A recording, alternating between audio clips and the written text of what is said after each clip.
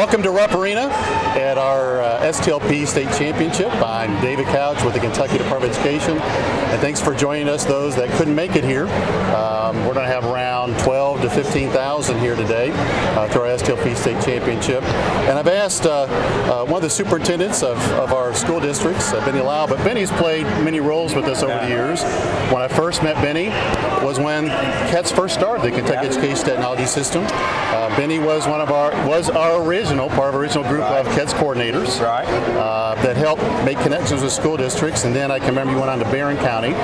And I know you were involved with the education technology there, but you also had leadership roles there. And now you've gone on to become superintendent in Metcalf. But before I met you, you were a teacher. I was a teacher, 7th and 8th grade in Metcalf County, small little K-8 school there, science and social studies, and started incorporating technology in the late 80s. So another way I met you is your daughter. I can remember when she was part of STLP, we took a picture of her in a shirt that went down to like almost her ankles. We kept it on there. Just a little toddler at that time. She's a little bit older now. Yeah, a little bit.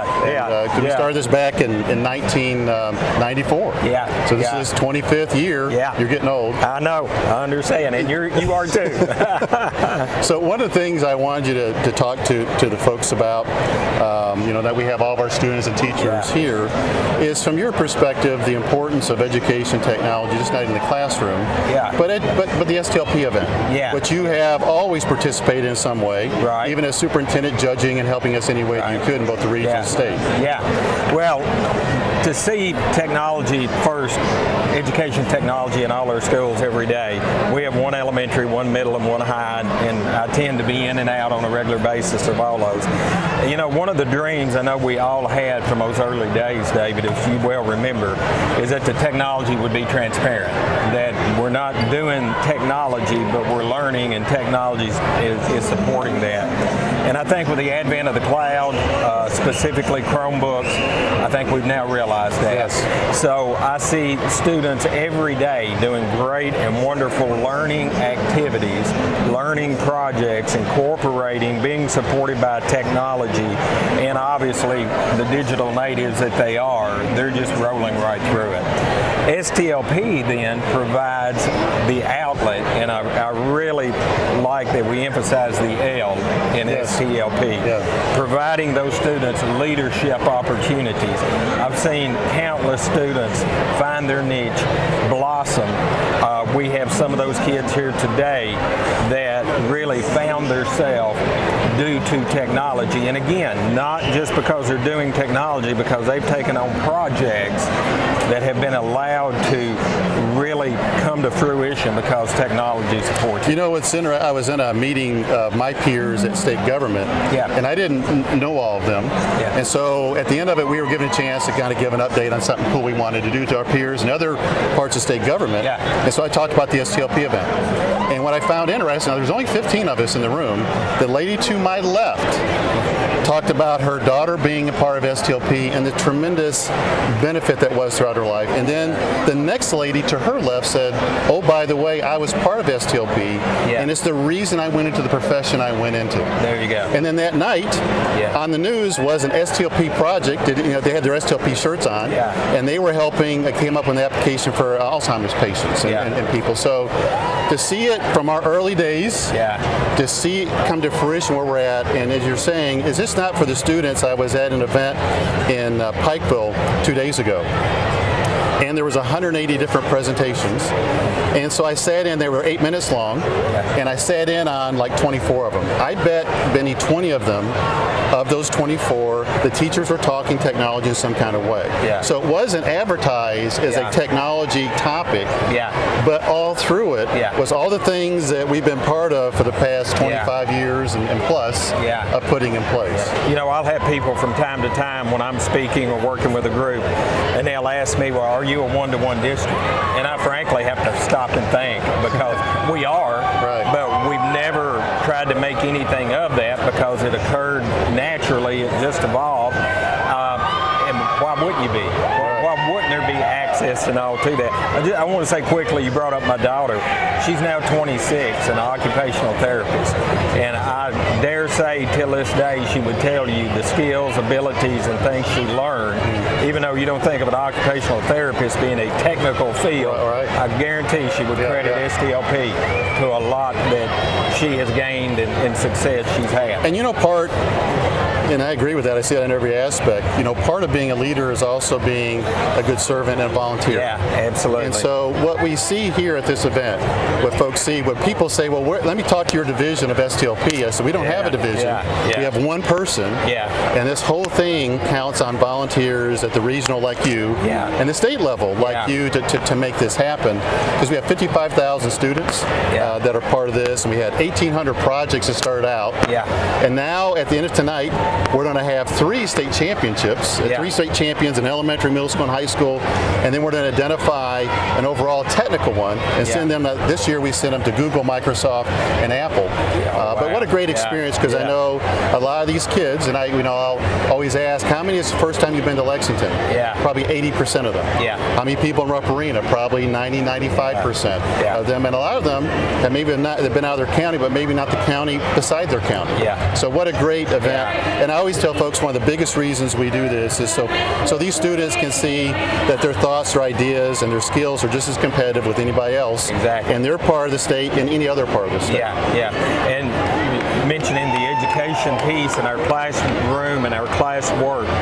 So, as I said earlier, when I walk in a classroom and I see the technology being used, we'll have projects here today out of a social studies class. We'll have projects here today out of a science class. They just develop naturally coming from that.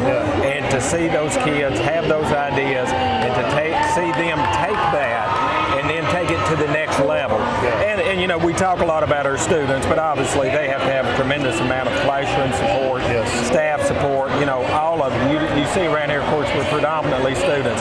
Every adult here is to be cherished and to be honored for what they do to allow those students to make that work possible. And during our award ceremony, we always, highlight students, give a high five or something to those that made a great opportunity happen for you, because at the classroom level, the school level, the district level, state level, all these volunteers, just not for the Kentucky Department of Education, but all these different organizations that we have, higher education as well, really helps us make this happen. In fact, if we were able to turn the cameras, you would see, I don't know if it's possible, and Andy's talking to folks here, can we show the cameras of the people helping it?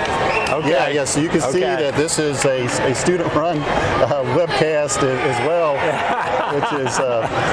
which is awesome to have them help us participate in this, and we always are interested in them. And a lot of these projects are associated with them doing something similar within their own school district. Well, Benny, thanks for stopping by. Is there any other final I appreciate words the of wisdom invitation. you'd like to give us? As I'm nearing down toward the end of my career, I hope this is something I can support, remain involved in, because I know, I think back, you mentioned 1994, I think STLP truly started with one young man who kept pressing us to do things. Then we printed some buttons up that one year, and we maybe had a dozen or so kids, and now 12,000. To see what it's turned into. Tremendous. It's a fun thing. Thank you. Thank you. Appreciate being here. Have a great day. Thank you. So Benny Lyle, one of our great supporters and all-around pretty good guy. Thanks. Thank you. I'm going to have UK football fan. And UK football fan. Had a good year last year following that. So next up here is going to be with Mike. Mike, come on up. And I'll just do a brief introduction before Mike starts speaking. We just had the 2019 legislative session come to an end, and I wanted to talk about a couple of things that are related to that. Now, there are some laws that passed during the legislative session. Senate Bill 1 came into fruition during the legislative session. It was all about school safety, and so that is actually in place right now. And there's also things we keep our eyeball on legislative session, because even though they don't pass, doesn't mean they won't come back in a future session. So typically what we find in legislative sessions, it takes 2 or 3 times for something to go through the legislative process to become law. So we always keep our eyeball on those that didn't make it all the way through, because they're likely to come up again, and what can we do before the next one comes up in the next January time frame to kind of address some of the things in place where maybe it keeps that from having to become law because it's already taken care of. So the first one I want to talk about was Senate Bill 1. That's all about school safety and the technology components of that. And I don't know where Andy and Megan are at, but if we could bring up poll question number 1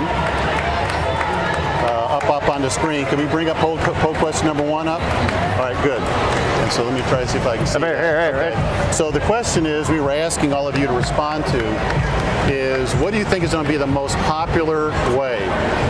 And boy, you just answered my question out of the ways that we think. So let's talk about those 4. Just leave those up on the screen just for a little bit, and let's talk about those 4. The law that just was passed required the ability to call it in, email, and also a mobile app. So in working with the Kentucky Homeland Security Office and the Center for School Safety, even though the law doesn't require it, we're going to ask a 4th one. In fact, my mom even calls text messaging email a lot for the average person. And we do know what's text messaging is that probably is one of the best ways we're finding for a school to communicate with a parent. And so when talking with Homeland Security on telephone calls, when I ask them right now, and this is not the K-12 calls coming in, when I ask them what is the most frequent way that you get communicated with, about 5 times on average a month someone calls in something to Homeland Security from Kentucky. So in other words, it's very, very, very little. If you could put that graph back up, just 1. Just keep it on 1. I'm just going to talk about it for a little bit. So we find phone calls is very little. You saw from the stat up here where electronic mail, right now the Center for School Safety already offers an application for that. And so it's called Stop It, and you send an email to that. Anybody can, a student, a parent, adult of any kind, and it automatically is routed to the right person in the school district, a superintendent, a principal, assistant principal, but whoever handles that.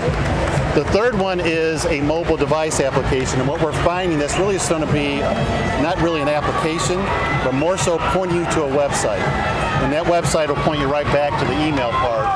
So the text messaging is the one that we anticipated being the most popular, and your notes have confirmed it, and I know we don't have tons of people responding to that, but part of this is, the reason I want to know this is a heads up to school districts and even the Homeland Security and the Center for School Safety that a lot of the reports are going to come in by text messaging, and are you staffed appropriately to keep up and investigate all the text messages? And we've got that same result requiring other ways, the text messaging. Yeah, so we see that's going to be a very, very popular way to do it. So you can come back on here to talk about the next part here. So the next one that did not become law, that we're going to spend time on, and we talked about in our CIO Summit, is about internet content management or filtering, or someone keeping an eyeball on the students of using the internet while they are at home. And where does the responsibility of the school end, and where does the responsibility of the parent and student begin? So, for example, anybody using their personal smartphone and their personally owned devices, I think it's pretty well known that is a parent responsibility and a student responsibility. The other component that it is let's say a school allows a laptop to come home, and where does that responsibility end? And for most school districts, I know for my child, when that went home, there had to be an agreement, an accepted use policy that was signed by both the student and the parent that said basically when this leaves our school premises, the parent and student is responsible for where they go at on the parent's internet that they provide at home.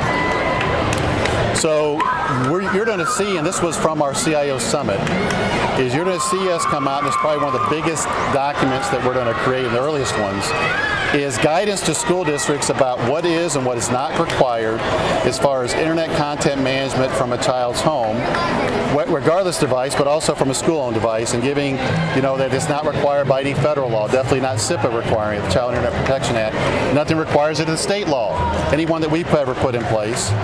And what are the plus and minuses and risks that a school takes on by starting getting that business of taking ownership of internet content management at the parent's home through the parent's internet service. So that legislation, and it was not as detailed as that. This legislation that came about was a legislator wanting parents to be aware, and the school districts play a role and be aware that there's sexually explicit information on the internet and to take precautions at home.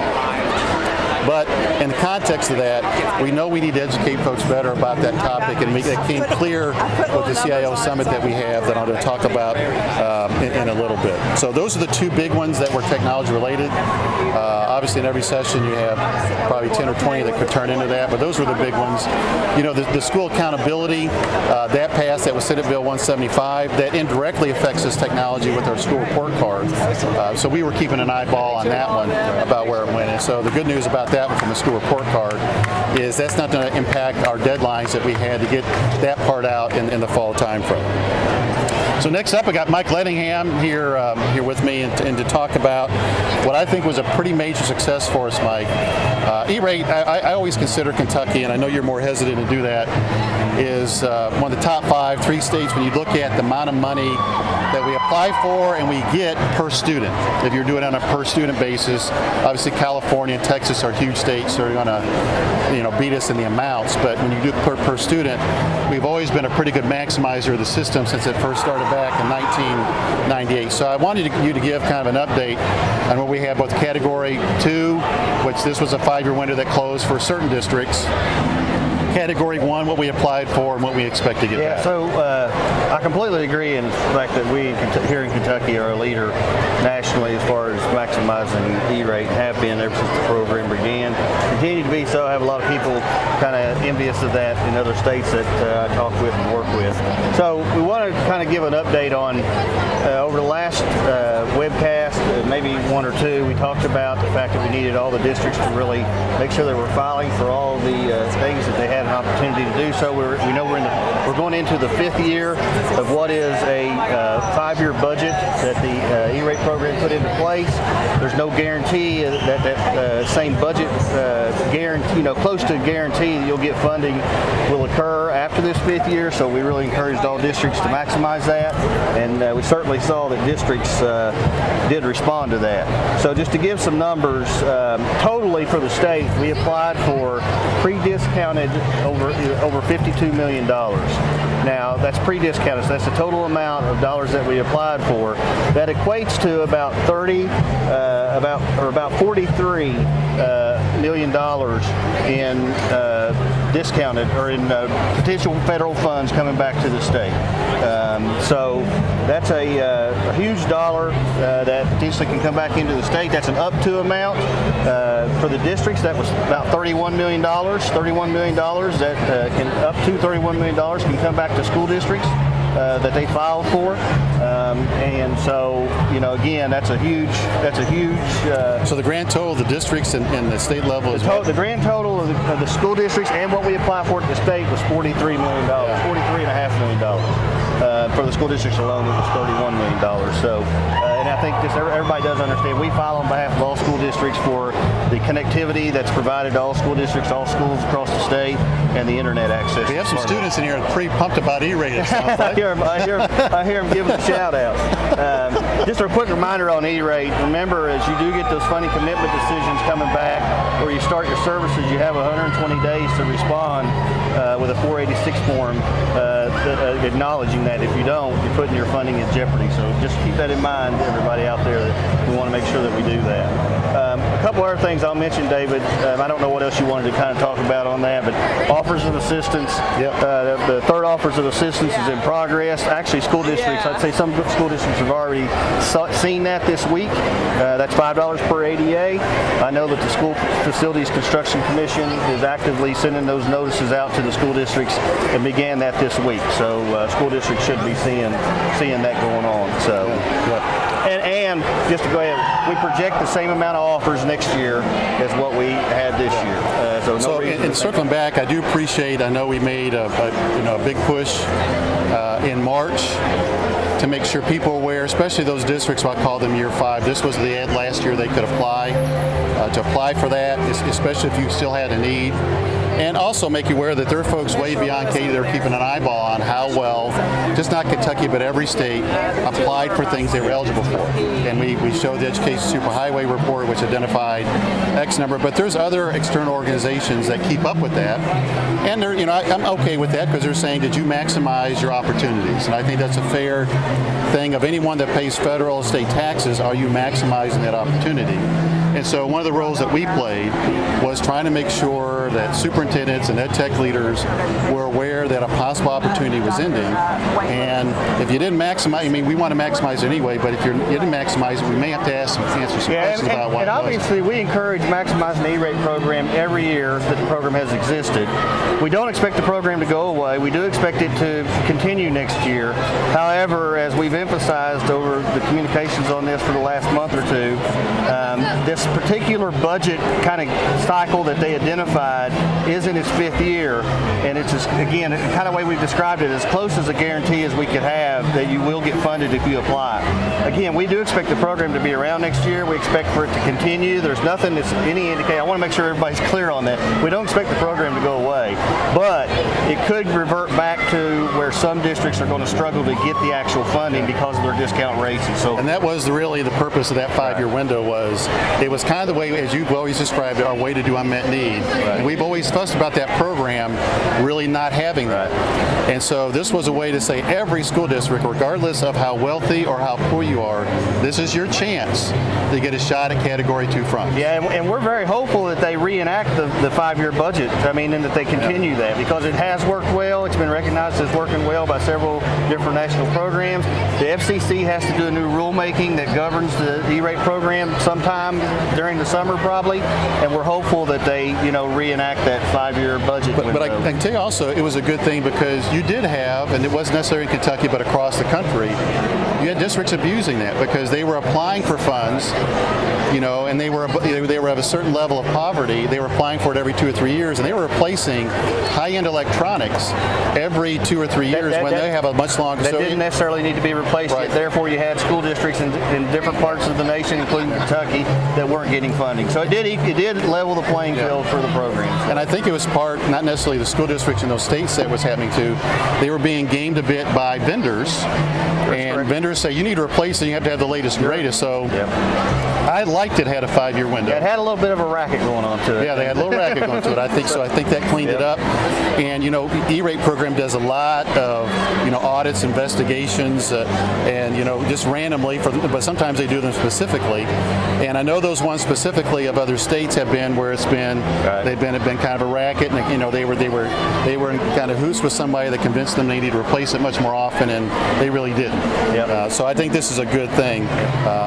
And then the Cats offer side, I did want to spend a little time on this table in front of us. These are our, this is a brand new state championship trophies. We give one to our middle school champion, our elementary school, and our high school champion.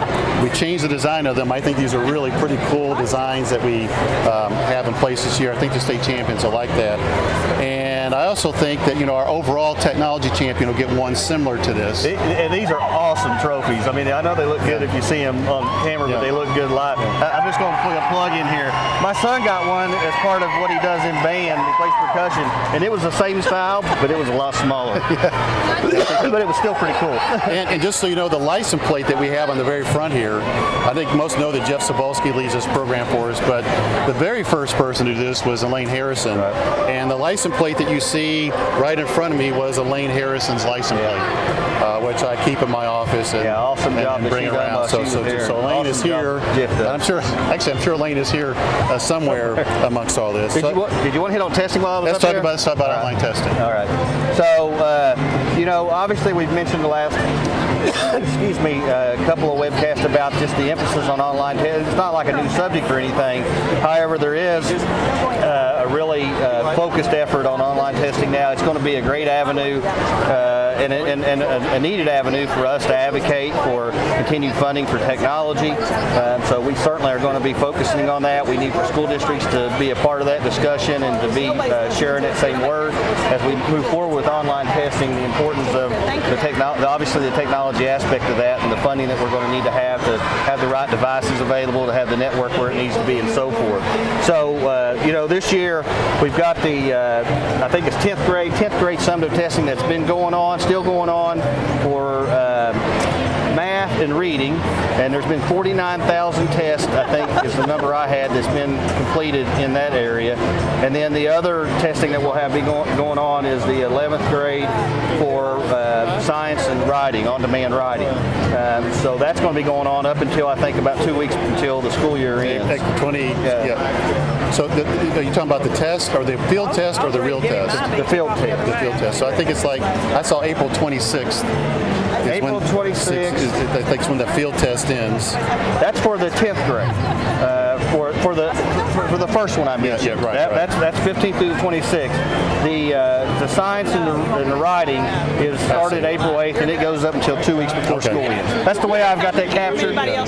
Work with your assessment coordinators in the districts. I think the clarification I got from Paul Shoemaker, who does a great job staying in contact with our assessment accountability folks, and also Pearson, and I saw Roger Irvin as well, and he talked about those number of tests is not necessarily the number of students, because right now the field test is you have students taking math and reading. Yeah. So you almost cut it in half. That's actually what we say is the number of students that are participating in it. But I got to tell you, so far it appears to be going extremely well. Absolutely. And we had great success last spring with our end of course testing. And so if we have that with the summative testing, it gives confidence. And I think there's a couple different things that I'd like to bring out as we're talking about it. So we met with Pearson telephonically about 2 weeks ago. And for those that don't keep up closely with this, there were some other states to the south of us that had a disaster with online testing. And it was a major front page story, an embarrassment to their Department of Education. And so when we talked with Pearson about what makes Kentucky different from the other states, I think there are two things. One is, and they tell us this, and you folks hear me say this all the time, Kentucky is unique in the United States in a very positive way as far as our product standardization, what we have. My peers in the other 49 states would love to have this. And because we have the high-speed network in every school district and every school, also as we work with providers, they're just like dumbfounded. Right. Just not that we have internet, but the quality that we have that's going to every district office and school, and our product standardization along the way, just not the networking components, but just about every other component, is something they see in no other state. So obviously when they're trying to set something up, it is much easier to set up an online testing environment in Kentucky than it is any other test they're involved with. And also Pearson is one of the major players in just education in general, but online testing. And so we spent some time with them talking about DDoS attacks. And because obviously that will come into the mix of someone not wanting to take an online test, so I'm going to issue a DDoS attack. And so we talked to them about what we do at DDoS in K-12, but also what they do as a provider for DDoS attacks, and felt pretty comfortable about that one, and can talk about that in more detail. We don't want to encourage anyone to do a DDoS attack, so obviously, but I'm impressed with the precautions and the designs they have to take on just not a DDoS attack, but a pretty large. And those are realistic challenges that everybody has whenever it comes to online testing. And like you said, we're well positioned here in Kentucky because of things we've been doing for years, to be able to, the standardization really minimizes the complexity that when we work with a new partner, like on online testing, being able to do that successfully. So I think, we see DDoS attacks at the beginning of the school year, and that's always, we suspect, from those that don't want to come back to school early, their students, they're saying, I'm not ready for the summer to end. Right. But obviously online testing is another one. I don't want to take an online test. And so we have to take the precautions associated with that. So I don't want it to be lost that we talked about the funding aspect of this. That's right. As we go into the next legislative session, we're going to ask just not to keep the funding, but to extend it. for a couple different reasons. This explosion that we're seeing at all grade levels, it just used to be high school, now it's gone to middle school, now middle school to elementary school, and the use of technology, but also the demand for devices, almost a one-to-one down to those grade levels. Even at the event I was at 2 days ago in Hazard, you had first and second grade teachers wanting one-to-one. And they talked about all the benefits of it the same way a high school, middle school teacher would. We know the demands of the content. We are mainly video learners, visual learners, image and video, so that takes a lot of bandwidth, but also online testing. So those are going to be the 3 reasons that we're going to ask for an increase of funding, and this is normal. We would do every 6 to 8 years. And as we said, we need districts to be engaged in that conversation and talking to their local legislators and leaders to support our efforts there, because it takes all of us to advocate for that need. Well, I'd say 2 things. Make sure they know we have a high-speed network, but also the need of it to keep it and to improve it. I'm going to give an example of that a little bit later. So, Mike, thanks for joining me. And come see STLP. It's one of the greatest things I get to brag on when I get to go to different national events representing Kentucky. It is. And people are definitely envious of what we do here at STLP. It is. So I'm going to give an update on Dee Dee Conner will be joining me next. And do we have someone kind of looking at Go Soapbox? We do. They actually are showing on the screens up there when we get to the I mean, just the questions that we're getting from people writing. We're getting some numbers. We don't have a whole lot, but we've got No, I'm talking about people asking a question. You know, not the poll question. Them just the discussion question. So. Okay, so if you can take a look at that, I'm going to introduce another topic. Do we have anybody asking a question? Now, I don't need the question yet, not yet, but just anyone that may be, just popping something up that's rolling to the top. So let's talk about, and this part's going to be brief, a follow-up on the common themes from our CIO Summit in March. Is we have cumulatively gathered all the tables feedback. We're going through and de-identifying specific districts in it. My intention is, much like last year, to share that statewide. So people can see the thoughts of the 21 tables of EdTech leaders that we had on each one of these topics, so they can see their feedback on it. But we're toward the final part of, I've read through it once, and I'm getting ready to read through it a second time, of the thoughts on that. But you'll see all of that comes in. Probably the biggest one, the one that you'll see earlier, the 3 topics, is the one that we talked about, is the cyber safety one that was related to internet access at the home. You heard me talk about that just a little bit earlier.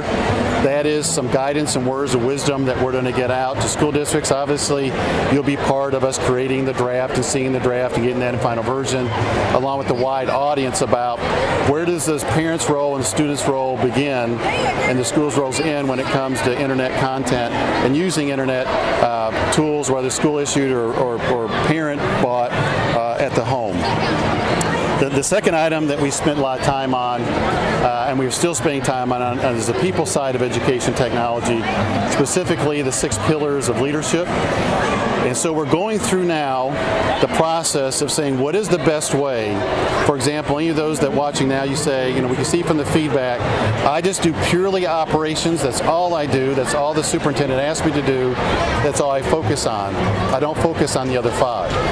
And so when I talk to superintendents, what I tell them is, if no one in your district is being identified as doing those other 5, that means you, superintendent, are the one doing that. Because it's not nobody, it'll fall on the superintendent. So the question will be to those superintendents, do they want to join like a webcast like this, or whoever else they've identified, or do they want your position as the technology leader, CIO, is take the information you get from a webcast like this or any document we send out and inform them. So that's the process we're going through, and we appreciate the feedback that we have. And we recognize some of you say, just send it all straight to the superintendent, but the superintendent may, when we talk to them, say, well, I don't have the time to sit there and be part of webcast. So I'm going to count on this person to do that for me. So that's the process we're going through right now. And the security one is one that will probably take faster action on the passwords for the state level systems, of doing those probably annually. and the district can do it more frequently than that, but we feel uncomfortable with not doing it, forcing a password change for systems that we manage at the state level at least annually. And that will do something about the stale accounts, and we'll talk about the stale accounts. And I know when we talk about these kind of things, and Dee Dee's been around me enough, there's always these 1% exceptions. And in any discussion I say, well, we won't ignore those, but if that's a 1%, we're going to move this over here and not let that 1% dominate 99% of the conversation. What are we going to do for this 99%? And then this 1%, how are we going to deal with that? And so whenever I get in this discussion, I get these 1% unique situations, 1 in a million, and not that we'll ignore them, they'll put them over the side, but how do we deal with those 1 in a million? But how do we deal with the 99% in those? And to be honest with you, and I'm going to talk with Phil again, what we do with virus protection, when I looked at it, it almost looks like it's split right down the middle, 50-50, which is always a tough call about how we do that. And smaller districts are wanting us to stay more heavily involved and understand because of the personnel shortages they have. And they just can't keep up with the updates to that. So that one's going to take a little bit more time, but we're going to make a call on it one way or another. But appreciate the feedback we got from that. Dee Dee, next up is just a data systems update. Now, once again, as I introduce Dee Dee, you may say, I do nothing with data. I have zero responsibility of data. But I'm asking you, until we get this straightened out with your superintendent about who is the right person to be the overall person we talk with data, take that discussion back to them. But you also we have X number, and it's smaller, that also have the role of data, or at least the role of coordinating with the right people in the district with data. So data update. I want to start off by just thanking the CIOs out there that do help communicate our messages, because we have a lot of that. Most recently, we had our Infinite Campus user group trainings across the state. We always have 8 sessions through about 2 weeks across the state. KDE goes out there and we do an update as part of that with Infinite Campus. And we had great participation. Almost 200 people participated in those 2 weeks. So we thank those of you that passed that information along. I think there's a poll question. The second poll question. Poll question 2? The second poll question is about how many of you do know that folks went to those sessions. That is a really good opportunity to get information on new tools, things that are going on that are going to be pertinent and need to be known this time of the year. So do try to make sure that if you didn't have anybody go, take a look at the CASIS training page of our website, and you can download the user, actually the training PowerPoint that we used during that session. So you at least get the KDE portion of it, and always can reach out to Lisa Roten for information. So there is some additional Infinite Campus training coming up this summer. Infinite Campus is having some sessions. At that same page, you can find out more information about those training sessions. It's like a $600 charge to send 5 people. Take advantage of it. It's hard to compete with all this excitement, isn't it? Yeah, well, I'm looking at your results. Oh, okay. I can see that screen better. When you were here before, there was a little boy that was sitting here, and he was not all that little. He was jumping up and down. Anybody that thought he was on a trampoline, he was not. He was jumping on concrete. He was right behind you, jumping on concrete. So it looked like that. And the Robo Challenge people here are having lots of fun. So we do have a lot of, this is not a great number of people. You maybe don't know that you had people there, but please take advantage of those training opportunities. We've got another training that's going to be happening next week. That's our end of the year training. We're focused on what you need to do by the end of the year and some reminders. So it may not be you that should be sitting in that, but we stick to a very strict agenda on that. So you can have people come in and out based on the agenda items on who needs to be there. So if you can help us coordinate that and participation, we usually get over 200 people participating in any of those online trainings. We do them 3 times a year. So again, we do appreciate your help in getting that information to the right people. So the next thing I wanted to mention, and it's the next question also, is that we've got the school report card, a spring release, just about ready. So this month in April, we've got your CFOs, your financial officers are out there entering information. They're verifying what KD entered at the district level, and then at the school level, they're entering spending per student numbers. That's quite a calculation. That's not something somebody's going to do in a couple hours. So, help us make sure your financial officers are aware of it and are working towards that and not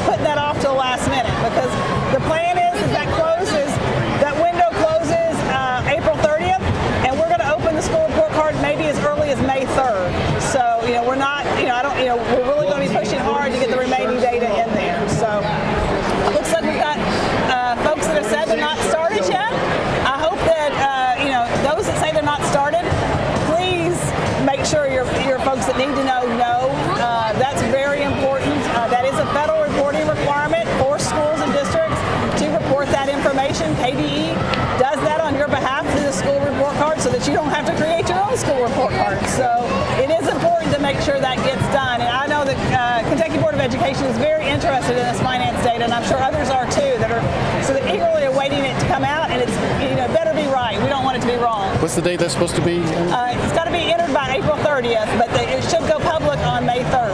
Yeah. That first week of May is what we're shooting for. So the third thing I wanted to mention, this is a reminder, and this thanks goes out to you as well as a lot of STLP students out there. We always try to help, encourage you to get STLP engaged in the collection of the front door coordinates, the GIS coordinates. So if you have relocated front doors, relocated schools, or you have brand new construction, please make sure that all of those have been mapped. Monday is Earth Day, and we always celebrate this, and that's kind of our activity around Earth Day. So that is the day. If there's a reason you need a little extra time, just reach out to us. That's not a magic date. We usually give you a few extra days anyway, but if you need some extra time, please let us know, and please get that information updated. That data is used in the school report card. It is shared with the Commonwealth Office of Technology and shared with other entities beyond that. So one last reminder, and that's the civil rights data collection. The civil rights data collection is to be completed by April 22nd. So we're right upon that date too. We're hopeful that most of you all have completed that data, and you're in good shape there. Most of the data did get entered by KDE, but that still means that districts have to review that data, and the data that we do not have available to load has to be entered locally, and that's at the school level and the district level. So please make sure and help us make sure that somebody is on point for that. So I think those are my reminders, and I don't really have anything else unless... Just probably for us, and is the school report card is one of the things that we report on. Definitely. From our office to the Board of Education. Is one of their top things that they're initiatives that they're keeping an eyeball on. Right. And so we have 4 metrics that we're going to take a look at. One is with the Bright Lights portion, one was the open house portion, one's Kentucky Stats, and the other one is the Infinite Campus portion, is how many students and parents are interacting with those, and so those are metrics that we can get. The other one is the feedback that we have from districts. Did we hit the right things in the main landing page? But also from parents, is we know all the districts have been made aware of the school report card, have all the teachers, they should by now, but the challenge is also how many parents are both aware and somewhat educated on the different parts of the report card, and that's not anything that we can do. Right. But that's something that we're going to be asking districts is how well your parents aware of the school report card. And one of the reasons I say that is something I went to in Hazard 2 days ago, is there's a school district there that's spending a lot of time with their parents and their students and their staff, showing them how the data of them individually and how that fits into a bigger picture. Right. And that's the kind of thing that you like to see. And they've even created what they call data folders, and so now they understand the power of data. So one of the ones that came up in my mind was school report card. And this is not anything for you to answer, but just as a FYI, is how well are your parents aware and how well are your parents educated on these tools about data that are primarily put in place for them. Right. And we're starting to look at those numbers right now, and we're seeing about 20,000 unique users that have hit these sites. That's pretty good. That's obviously not the numbers we would like to see long term. The first thing is that there's a requirement that it be linked to every one of your school and district pages, and we actually look at the numbers, the Google Analytics that show the numbers of connections that are coming from school and district websites. They're very low. So it does make us wonder if that connection has been made to that, and if you're actually connecting directly to your school URL versus maybe the homepage. If you connected directly to our landing page, the statewide landing page, we wouldn't necessarily see that they were coming from you, because that would be coming from there when first. our webcast from Franklin County, we asked them what percentage of parents you think use the portal, Infinite Campus portal, and it was like a really low percentage. And talking with and I appreciate the superintendent being straight up about that, but he also said they need to be more intentional about making parents aware of it. Do things and a lot of different kind of events that they're intentional about, hey, by the way, parents, this versus sending a note home that may not get on the radar screen of them. Every kind of event is trying to think about how can I work in making parents aware of that. So this is the same kind of thing. We had a great opportunity with the user groups to kind of get some feedback from some of the districts and schools on what they're doing, and they're doing great things with open houses to introduce it. They're excited about. Not all of them knew that we produce a report every month that shows the student usage of the parent-student portal. So those kind of things are helpful for you, and they're available every month on our webpage. Yep. Well, so once again, one of the main reasons of the federal law was reaching out, trying to make parents aware of what's going on in their school. So obviously, we want to follow up on that attention. If you could look at, for me, one of the discussion questions we asked and respond to is about online testing. And this is the time frame, and I want to more emphasize it before. We're getting the countdown. So somebody's counting down. 4, 3, 2, 1. Okay. Robo Challenge. Those people are having fun. They're very serious about it.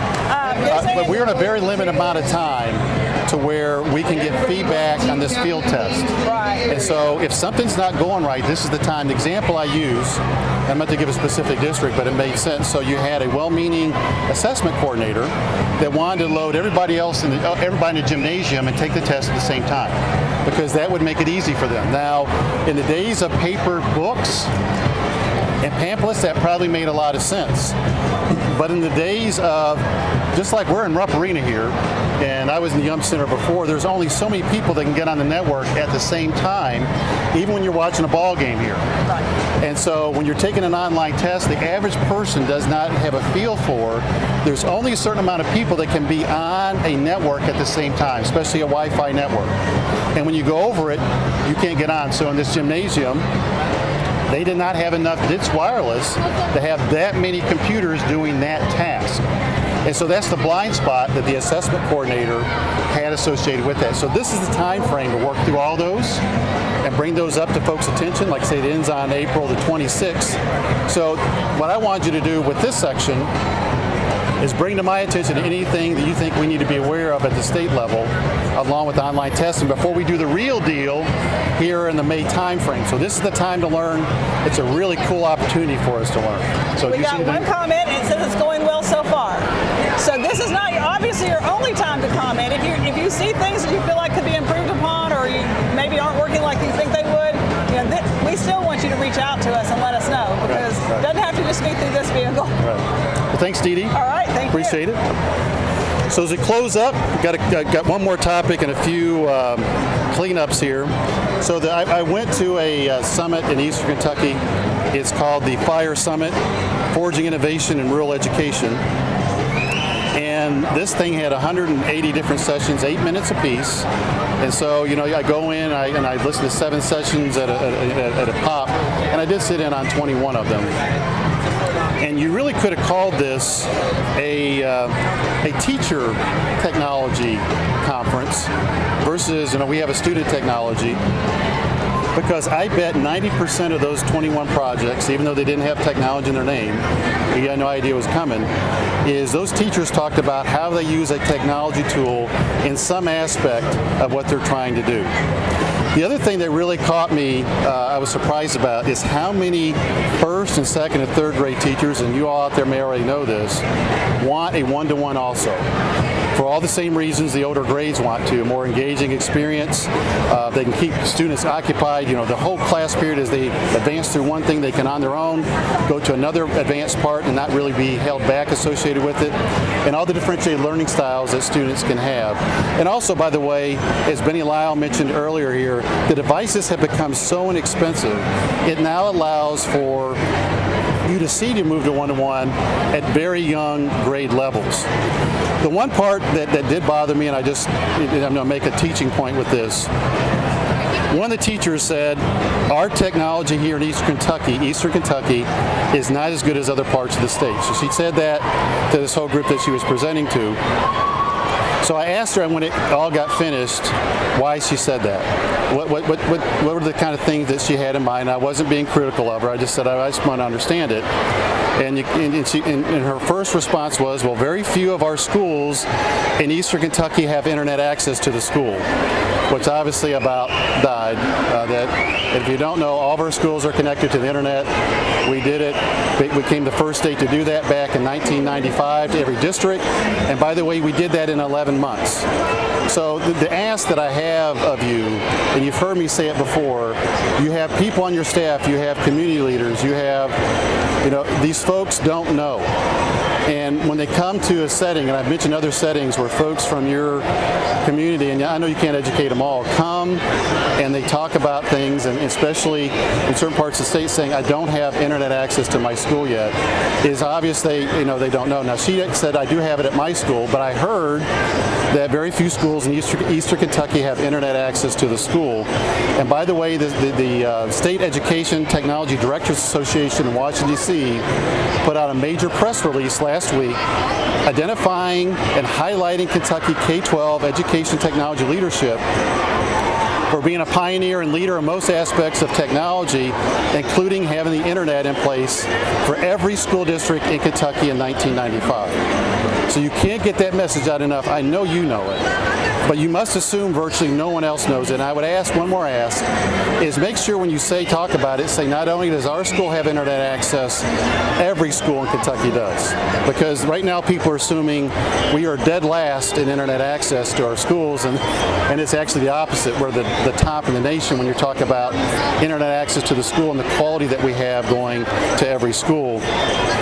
They also talked about in this section about the data notebooks, and these data notebooks were all in paper form, and their intention, I asked you to move that over to electronic, and their intention is yes, but there are some things they said on paper are better for people to visually see. Now, just a heads up, I wasn't aware of this. There's a strategy in the instruction called ACT. It's not the test, but it's a different type of thing, and I've noticed that in a lot of different presentations. And then the amount of formative testing that's occurring, and using mobile devices, not clickers, and using forms created in Google Forms for that feedback. But my last point on this is you can almost sit in every session, and I encourage you, even though that's not technology, go sit in something your school district's doing that looks like it's such a pure academic thing, and it does two things. It shows that your interest from a technology perspective in what they're doing academically, but I guarantee you're going to learn a lot of things they're doing academically with technology that you weren't aware of. You've seen some of the FYIs that we have at the end. I don't think anyone asked a question about those for me to cover it more in depth. I did want to make a clerical change. I think most of you know I'm traveling the state doing the people side of education technology with all the superintendents and make sure they understand the amounts and types of people that we need playing all these 6 different roles within the districts. There are 2 cooperatives I haven't hit yet. I'm going to GREC, not WKC as in my original note, on 1 May, and WKEC on May 22nd. And when I do those 2, I will have completed the state. And that won't be the only, we'll keep on doing it as you all asked us to do in a variety of ways. So I appreciate you all joining us. I appreciate our student team as part of our support cast for STLP. And as Mike Ledingham said, if you've never come and seen one of these at the state level, it's truly a neat experience. But thanks all for what you do, and we'll see you on next month. Take care.